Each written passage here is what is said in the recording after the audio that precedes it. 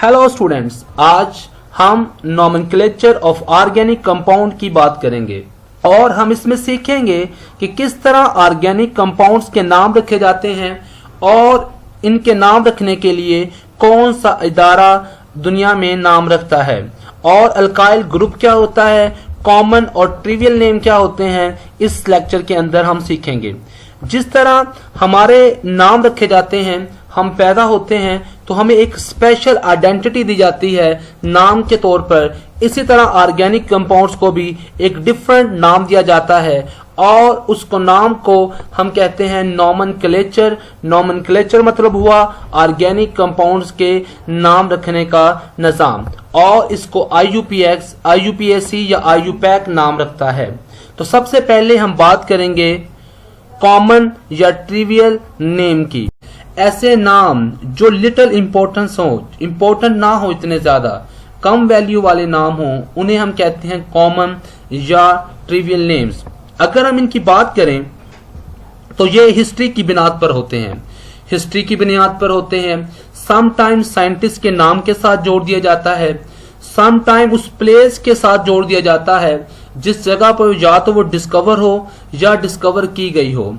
तो इस नेम्स को कहते हैं कॉमन या ट्रिवियल नेम। ऐसे नाम ये बहुत कम इंपॉर्टेंस वाले हैं, लेकिन बहुत सारे ऑर्गेनिक कंपाउंड्स को हम उनके ट्रिवियल नेम या कॉमन नेम के साथ याद करते हैं। तो सबसे पहले हम बात करते हैं कि हिस्ट्री की बुनियाद पर भी इनका नाम रखा जा सकता है। तो सबसे पहले मार्श गैस की बात करते हैं। मार्श गैस मीथेन को कहते हैं क्योंकि सबसे पहले ये हमें मार्श प्लेस पे मिली और उसी वजह से इसका नाम ही क्या रख दिया गया, मार्श गैस।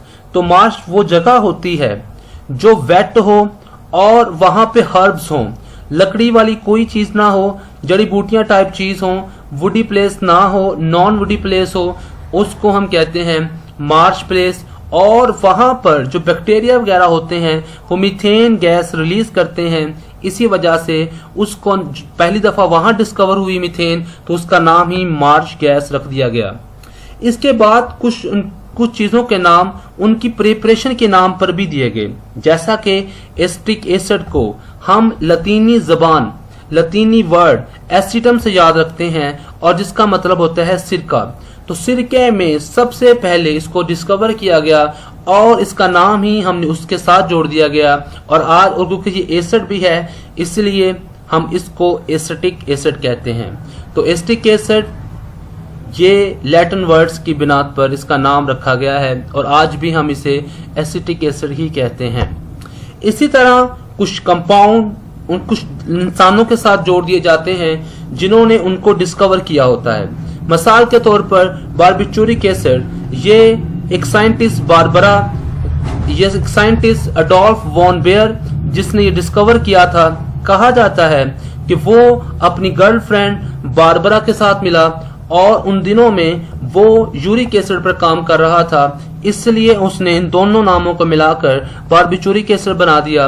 और ये वो कंपाउंड है जिससे सारे के सारे यूरिक एसिड बन जाते हैं, इसी वजह से इसको बारबरा और यूरिक एसिड को जोड़ के बारबिचूरिक एसिड का नाम दिया गया।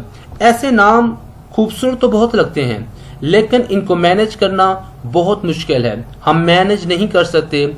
इसलिए ये जो काम है, ये जो नेमिंग सिस्टम है, जो ट्रिवियल नेम है, ये इतनी इंपॉर्टेंस नहीं रखते।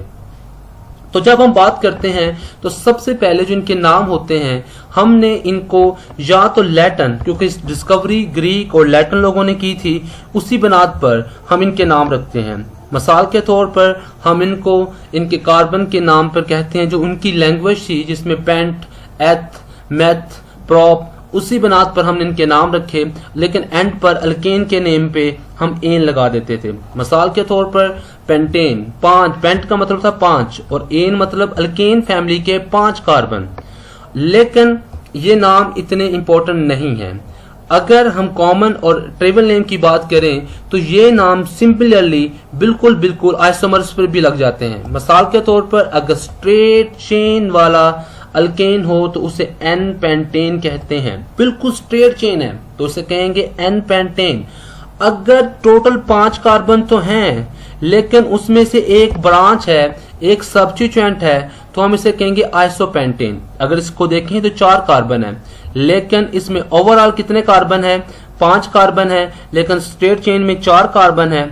तो टोटल हमने गिने तो पुराने जमाने में टोटल कार्बन ही गिन लिए जाते थे, ब्रांच वाले को हम कहते थे आइसो। शुरू में हम आइसो का वर्ड लगा देते थे। इसी तरह अल्केन के नेम में हम न्यू पेंटेन भी कहते हैं और ये बहुत रेयर है, सिर्फ पेंटेन को ही हम न्यू कहते हैं जिसमें 2 ब्रांचेस आ जाएं। इसी तरह ब्यूटेन अगर स्ट्रेट चेन हो तो इसे बोलेंगे एन ब्यूटेन, और अगर उसमें एक ब्रांच आ जाए तो इसे बोलेंगे आइसोब्यूटेन। तो जो प्रीफिक्सेस हैं हम इनके ऊपर लगाते हैं, इनके साथ भी काम करना बड़ा मुश्किल है। हम ये नहीं बता सकते कि ब्रांच कहाँ पर है, पहले कार्बन पर है, दूसरे कार्बन पर है, कहाँ पर है। इनके साथ वर्किंग करना भी हमें बहुत मुश्किल है क्योंकि ये बहुत थोड़ी इंफॉर्मेशन देते हैं। Give only minimum information about the structure of the compound. ये बहुत कम इंफॉर्मेशन देते हैं। अगर इसी तरह हमने अल्कीन के नाम रखने हो तो हम सिंपली एन के वर्ड को आइलीन के साथ क्या करते हैं, के साथ रिप्लेस कर देते हैं। मिसाल के तौर पर अगर इथेन होगा तो हम उसे कहेंगे इथाइलिन। एंड वाला जो उसका वर्ड है उसके जगह पर हम इन का वर्ड लगा देंगे तो उसे बन जाएगा इथाइलिन, प्रोपाइलिन, ब्यूटाइलिन। अगर उसमें ब्रांच है तो उसे बोलेंगे आइसोब्यूटाइलिन। तो डबल बॉन्ड वाले कार्बन को हम अल्कीन बोलते हैं। अगर मैं सबसे पहले अल्केन की बात करूं इनके नाम की, तो इनके अंदर जो एक कार्बन वाला जो कंपाउंड होता है उसको हम मीथेन कहते हैं। अगर मीथेन की बात करें तो इसमें एक कार्बन होता है और चारों के चारों उसके साथ उसकी जो वैलेंसीज हैं वो फिल होती हैं, उसके साथ चारों के चारों हाइड्रोजन या कोई और कार्बन लगे होते हैं। अल्केन की फैमिली में सारी की सारी वैलेंसीज फिल होती हैं। ऐसी फैमिली जिसमें सारे के सारे सिंगल बॉन्ड हो, कार्बन हो और हाइड्रोजन हो, उनको हम अल्केन कहते हैं। और उनका जो जनरल फार्मूला होता है CnH2n+2 होता है। अगर इन कंपाउंड की बात करें तो चारों की चारों वैलेंसीज फिल हैं या सेटिस्फाई कह सकते हैं आप इसे।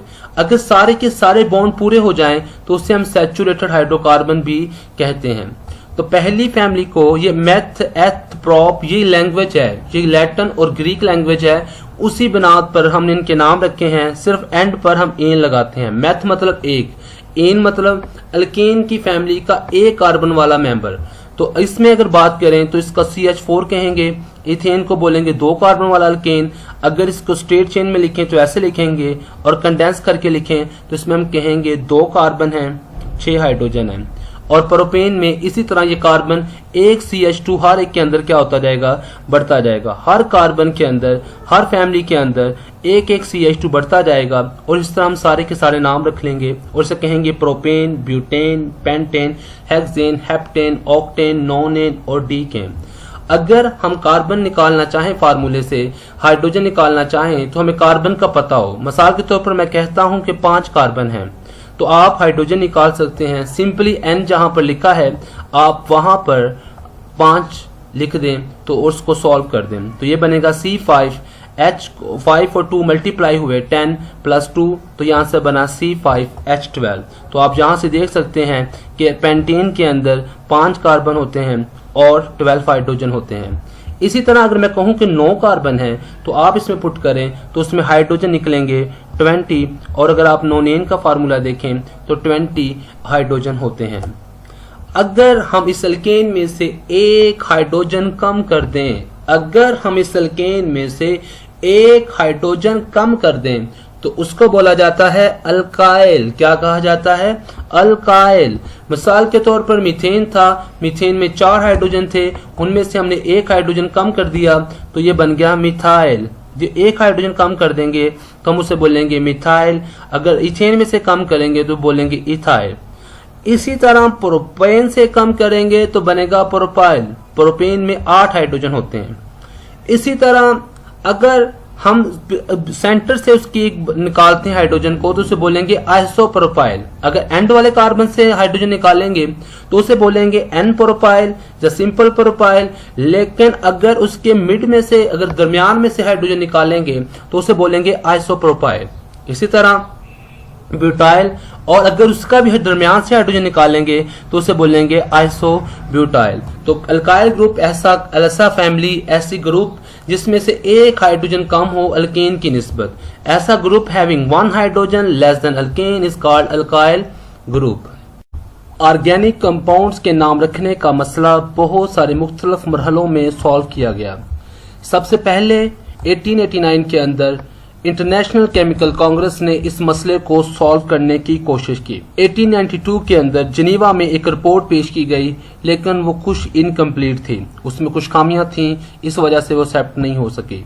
फिर 1930 के अंदर इंटरनेशनल यूनियन ऑफ केमिस्ट्री ने एक मॉडिफाइड रिपोर्ट पेश की गई, जिसको हम लीग रूल्स के नाम पर भी याद रखते हैं। आखिर में 1947 के अंदर international union of pure and applied chemist ने एक रिपोर्ट पेश की गई, जिसको एक्सेप्ट किया गया, और उसके बाद हमेशा से यही नाम देते आ रहे हैं। और जब भी नाम रखा जाता है international union of pure and applied chemistry, जिसको IUPAC या IUPAC भी कहते हैं, यही नाम रखती है, और ये लगातार रिपोर्ट पेश करती हैं।